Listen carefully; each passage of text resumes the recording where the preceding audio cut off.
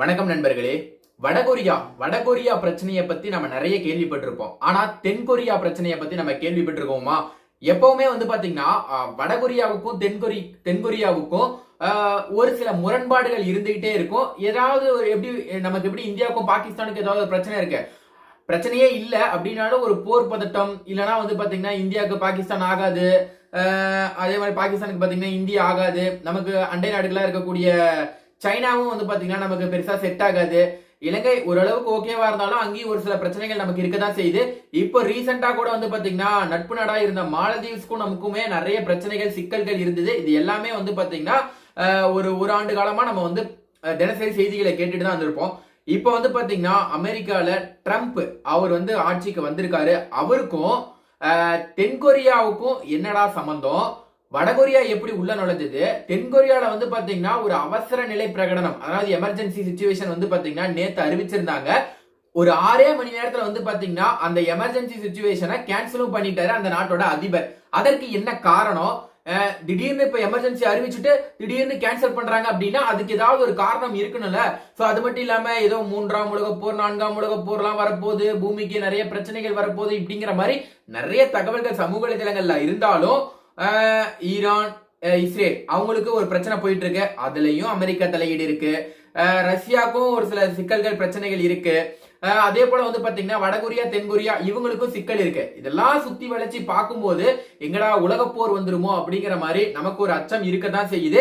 என்னதான் இருந்தாலும் இப்போ அந்த எமர்ஜென்சி சிச்சுவேஷன் என்ன காரணத்துக்காக நீக்கினாங்க அப்படிங்கறத பத்தி தான் இந்த வீடியோல நம்ம பார்த்து தெரிஞ்சுக்க போறோம். அது மட்டும் இல்லாம அந்த எமர்ஜென்சி சிச்சுவேஷனை நீக்கிறதுக்கு முன்னாடி அவர் பேட்டியும் கொடுத்திருக்காரு. அப்படி அவர் என்னப்பா அந்த பேட்டியில சொன்னாரு அப்படிங்கறத பத்தியும் தான் இந்த வீடியோல முழுசா பார்த்து தெரிஞ்சுக்க போறோம். அது மட்டும் இல்லாம அமெரிக்காவுக்கும் தென்கொரியாவுக்கும் என்னடா தொடர்பு அப்படிங்கிற பல முக்கியமான விஷயங்களை தான் இந்த வீடியோல நம்ம பார்த்து தெரிஞ்சுக்க போறோம். சோ அதுக்கு முன்னாடி நம்ம சேனலை சப்ஸ்கிரைப் பண்ணலாம், மறக்காம சப்ஸ்கிரைப் பண்ணிக்கோங்க. நான் உங்கள் விஜய் நாகா. தென்கொரியால அவசர நிலை பிறப்பிக்கப்பட்ட 6 மணி நேரத்துல திரும்ப பெறப்பட்டிருக்குங்க.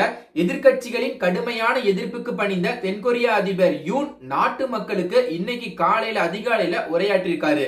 அப்போது தேசிய சபை விடுத்த கோரிக்கையை ஏற்று அவசர நிலை திரும்ப பெறப்படுவதாக அறிவித்திருக்கிறார். கிழக்கு ஆசிய நாடுகளில் ஒன்று தென்கொரியா. அமெரிக்காவின் நெருங்கிய நட்பு நாடுகளில் ஒன்றாக தென்கொரியா உள்ளது.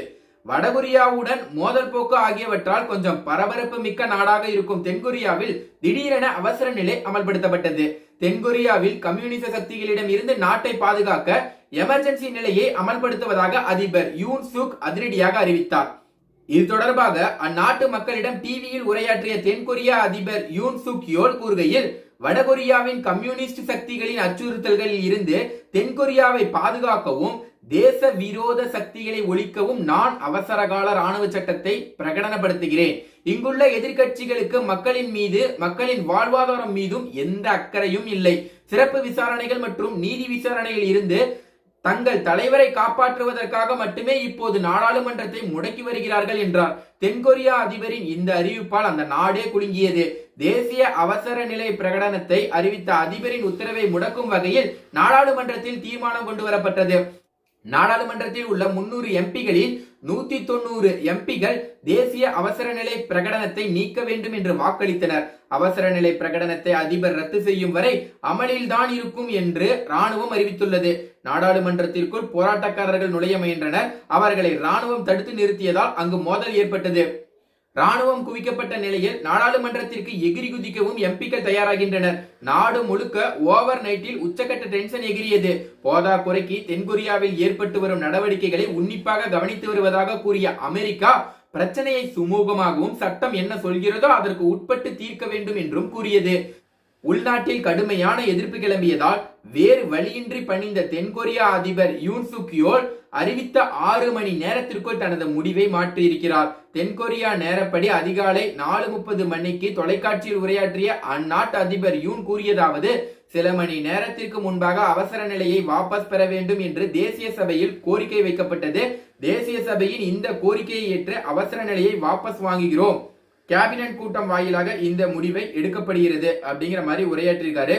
சோ இன்னைக்கு பாத்தீங்கன்னா அங்க என்ன நடந்தது அப்படிங்கிற பல முக்கியமான தகவலை இந்த வீடியோல பார்த்து தெரிஞ்சிருப்போம். சோ அதாவது நிறைய விஷயங்கள் நம்ம பார்த்து தெரிஞ்சுக்கிறோம் அப்படிங்கறத விட ஒரு ஒரு நியூஸ ரொம்ப ஷார்ட் அண்ட் ஸ்வீட்டா வந்து பாத்தீங்கன்னா இதுதான் நடந்திருக்கு. அந்த 6 மணி நேரத்துல அவர் வந்து பாத்தீங்கன்னா வாபஸ் வாங்கியிருக்காரு. என்ன காரணத்துக்காக வாபஸ் வாங்கியிருக்காரு, என்ன நடந்தது அப்படிங்கிற விஷயத்த ரொம்ப ஷார்ட் அண்ட் ஸ்வீட்டா நம்ம வந்து பாத்தீங்கன்னா தெரிஞ்சுக்கிட்டோம். சோ இதே போல நிறைய தகவல்கள் ரொம்ப சிம்பிளா பார்த்து தெரிஞ்சுக்கணும்னு நினைச்சீங்கன்னா நம்ம சேனலை சப்ஸ்கிரைப் பண்ணுங்க. நன்றி, வணக்கம்.